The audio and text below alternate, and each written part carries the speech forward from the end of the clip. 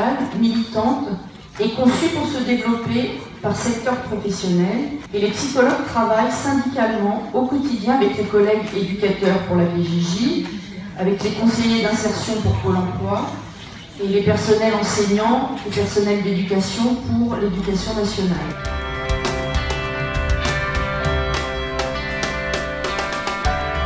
Moi, en fait, ce que je vois, c'est surtout les conséquences de la précarité dans les familles sur les enfants. Ils n'ont pas de lieu d'hébergement fixe, ils sont hébergés à droite à gauche, ils n'ont pas de lieu serein pour travailler, pour faire leurs devoirs, pour avoir de l'intimité. Les demandeurs d'asile qui vont être, par exemple, moi j'avais des mamans qui déposent leurs enfants à l'école le matin et qui errent toute la journée. La précarisation économique et sociale se répercute aussi dans l'administration pénitentiaire et dans les personnes qu'on suit. C'est surtout une augmentation de personnes qui présentent des troubles, des grands troubles psychiatriques notamment, parce qu'on a une baisse de lits en fait, dans les structures de soins, une difficulté d'accès en fait, aux soins payants pour les personnes qui sont suivies chez nous, une difficulté pour trouver des places aussi dans les foyers d'hébergement. Le travail a changé, on est dans des difficultés beaucoup plus psychologiques des publics qui nous arrivent. On voit que les personnes sont dans des situations très précaires, autant sur le plan psychologique que financier. Tant qu'on n'a pas réglé certaines questions de frein, on ne peut pas parler de retour à l'emploi, puisque notre mission, c'est d'accompagner les gens vers l'emploi. On détourne un petit peu du coup notre rôle premier pour pouvoir pallier en fait à cette précarité. Des fois, c'est vrai qu'on a du mal à se positionner. Est-ce que je suis psychologue? Est-ce que je suis assistant social? On est des fois hors cadre. On essaie de trouver notre place comme on peut, de demander comment on peut accompagner les parents, les familles. Il faut arriver à la fois prendre du recul sans se montrer indifférent à la situation des gens, mais arriver à prendre du recul pour les aider véritablement, les aider en essayant de leur donner des possibilités d'agir sur leur quotidien et surtout de leur redonner leur place de sujet, parce que c'est pas eux qui sont responsables de la situation de précarité et de difficulté sociale dans laquelle ils sont. Si on regarde les choses un peu dans une perspective historique, on voit que la montée en puissance de la référence aux figures avec un S de la vulnérabilité apparaît dans les années 80, à peu près au même moment où on voit se développer et prendre une importance centrale la notion de risque.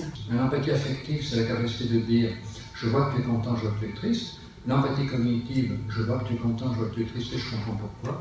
L'empathie mature, je vois que tu es content, je vois que tu es triste. Moi, dans ta situation, je ne le serais pas comme toi, mais si j'étais à ta place, je le serais comme toi.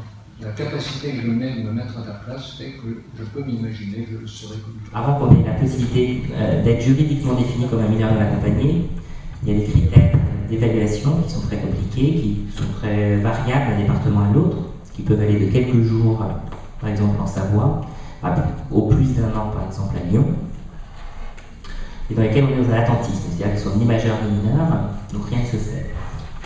Et dans les questions que j'ai entendues ce matin, et dans les dialogues que j'ai entendus ce matin, je me dis que peut-être on peut même s'épargner la réponse à la question, puisqu'elle a déjà été très très largement donnée.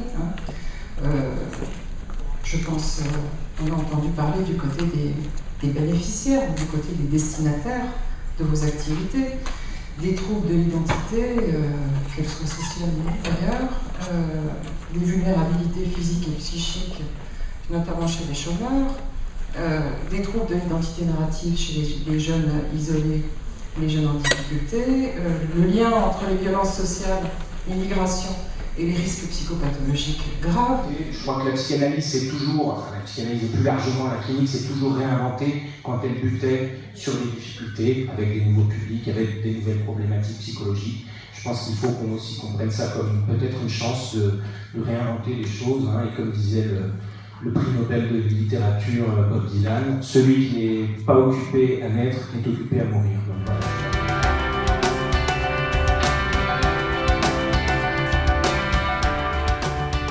Ce que j'attends de ce colloque, c'est de rencontrer des psychologues, d'échanger, d'avoir un apport théorique, bien sûr, bien entendu, de progresser dans mes connaissances, mais surtout de rencontrer les autres, d'échanger sur mes pratiques, pas de trouver des solutions, mais de me décentrer, de prendre du recul dans la gestion de ma pratique professionnelle.